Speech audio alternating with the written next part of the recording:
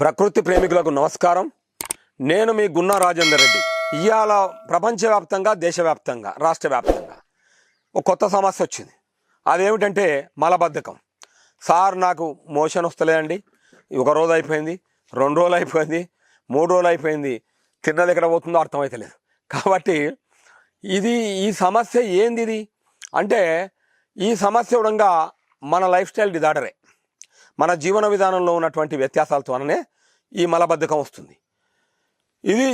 ఇది చాలా చిన్న టెక్నిక్ మన ఇంట్లో ఉన్నది. దీన్ని వదిలిపెట్టేసి ఈ మలబద్ధకం కోసం మనం పెద్ద కార్పొరేట్ హాస్పిటల్కి పోవడం, పెద్ద డాక్టర్ల దగ్గర పోవడం, వాళ్ళు దీన్ని ఇంకా భూతద్దంలో చూసి వామ్మ ఇది మలబద్ధకమా ఇట్లొచ్చిందా అని ఇవన్నీ ఎట్టి ఇది పెద్ద ఒక్కొక్కసారి చాలా ఆశ్చర్యకరంగా అనిపిస్తుంది. కాబట్టి మిత్రులారా, గంటకో గ్లాస్ వాటర్, ఉదయం నుంచి రాత్రి గంటకో గ్లాస్ వాటర్ తాగాలి.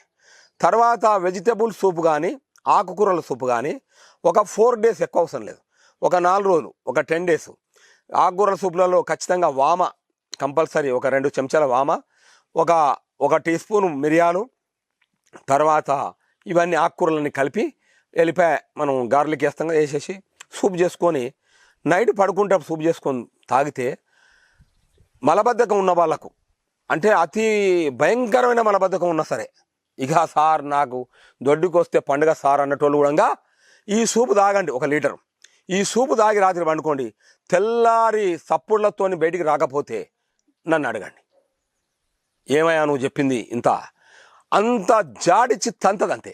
పేగులలో ఉన్నటువంటి గత 10 సంవత్సరాల నుంచి 20 సంవత్సరాల నుంచి మీకు పేరుకపోయినటువంటి ఆ చెత్త ఏదైతుందో, మీరు యొక్క ఆకుకూరల యొక్క సూపు కానీ 10 రకాల ఆకుకూరలు కలిపి ఉడికిచ్చి సూప్ చేయండి.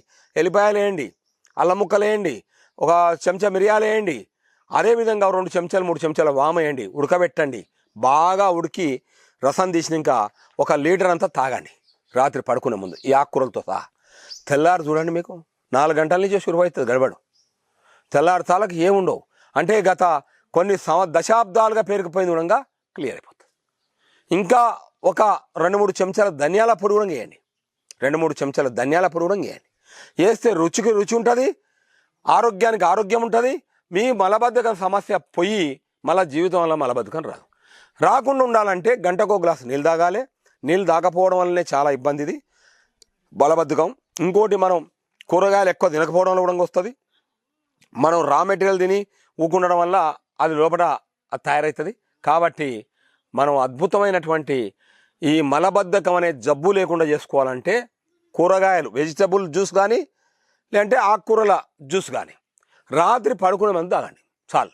మిగతా టైంలో డే అంతా గంటకో గ్లాసు, ఉదయం నుంచి రాత్రి పడుకునే దానికన్నా గంటకో గ్లాసు పడుతుంది.